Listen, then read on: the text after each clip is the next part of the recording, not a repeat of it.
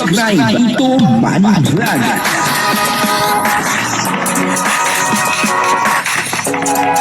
Payagan po si Tito Manny Vlog na mag-reactor para pambiling gamot sa kanya pong karamdaman. Halika Pedro, tinanong etong si Bridget kung nararamdaman na daw po yung tagumpay. Grabe no? Siguro ay talagang pakiramdam ni Kalinga Pedro ay talagang magiging tagumpay. Ito pong Bridget at Edu, Edbri. Ayun, ang ganda no, Edbri. Papanoorin po natin yung video at syempre bibigyan po natin ng konting reaction. Pero bago po yan, muna po bumabati sa inyong lahat ng magandang umaga, magandang tanghali at magandang gabi sa inyong lahat mga kapatid. Saan man kayo ng panig ng mundo naroon ngayon, ay mag-iingat kayo palagi at pagpalain kayo ng ating Panginoon. Maraming salamat din po sa patuloy na tumatangkilik sa aking YouTube channel at nanonood sa aking video reaction.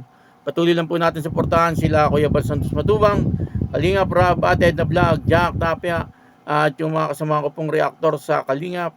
Ganun din po yung mga charity vlogger na Kalingap partner. Ito po yung video na kung saan dito nga ay talagang masaya etong si Kalingap Edu at sa pakiramdam niya ay talagang magiging matagumpay.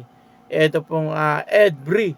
At yun na, tinanong niya kay Bridget. Papanoorin po natin yung video at ang kabuuan po ng video ito ay mapapanood po natin sa YouTube channel ni Kalingap Rab. Ayun patuloy lang po natin suportahan Kalingap Rab. At kung nanonood po tayo ng kanyang video ay wag po natin skip yung ads upang sa ganon ay patuloy po tayong makatulong sa kanyang adhikain sa pagtulong sa ating kapwa na nag-iikaw sa buhay. Ito po yung video. Panoorin po natin. Tagumpay, Bridget. Nakikita mo na ba ang tagumpay, Bridget? Ano po? Tagumpay.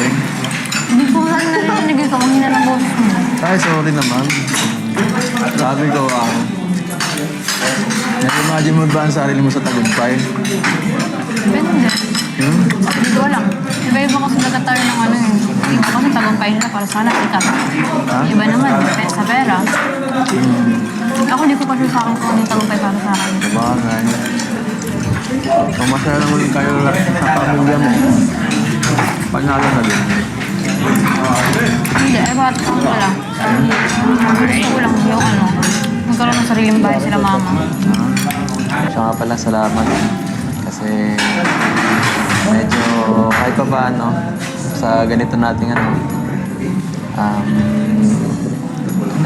pag-usap-usap, medyo kahit paano gumaan ka loob ko. Same lang din naman sa akin. Kasi nagkwentuhan tayo. Kasi ang sanay akong mga nakakwentuhan ko, mga angels. Parang bago sa akin ngayon yung talaga nakakwentuhan kay boys. Except kay Coach Romer, sabi ko kilala ko si Coach. Ito ata yun talaga nakakwentuhan ko talaga ng kay boys. Sino ako? Kala ko post mo kayo ng The Beshi, di ba? Kay boys musik mo. Parang di siya boys. Sabagay. Salamat pa din. Kahit pa paano kasi hihira lang din ako makipag-usap ng ganito sa matagal sa isang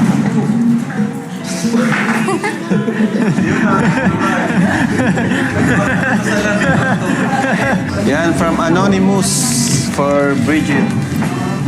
Yan, Bridget, para sa'yo. Ayaw magpakilala from Anonymous. Ayan. Thank you so much po sa nag-sponsor po sa akin. Hindi ko po talaga siya in-expect niya. Kala ko po mga dinner lang po kami dito. Kasi yan po, may patarpalinta po. Thank you so much po sa sponsor po nito.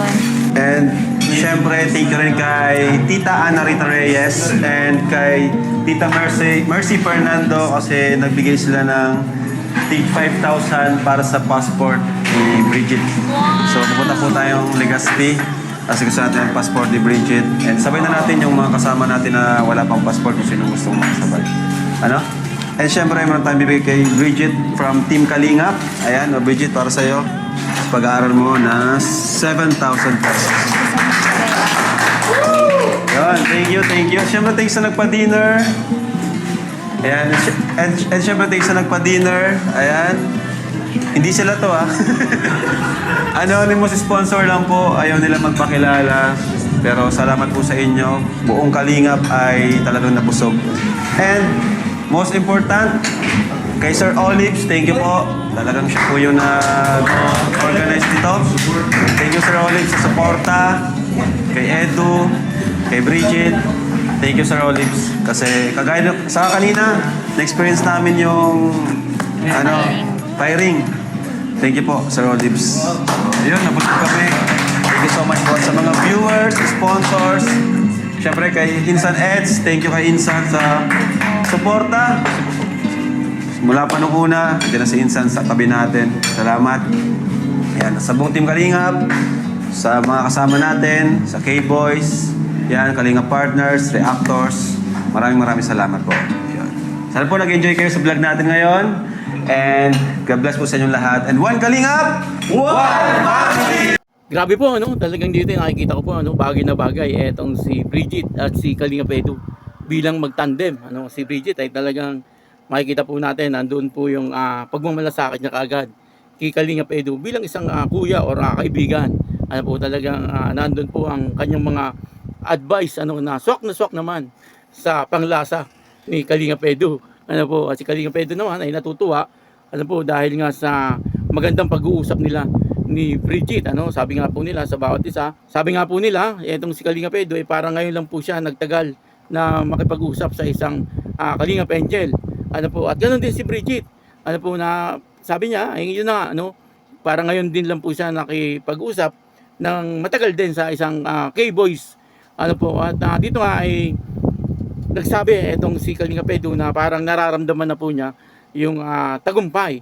Medyo nagulat si Bridget doon sa sinabi ni Kalingap Edu, pero si Bridget naman nagsalita din. Sabi niya, depende. Hindi pa po niya nakikita yung tagumpay ng kanyang buhay.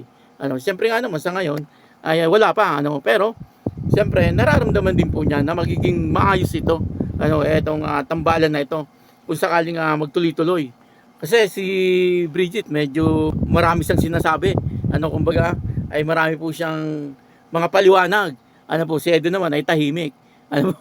Kaya mangyayari dito si Kalingap Edu ang tagapakinig kay Bridget.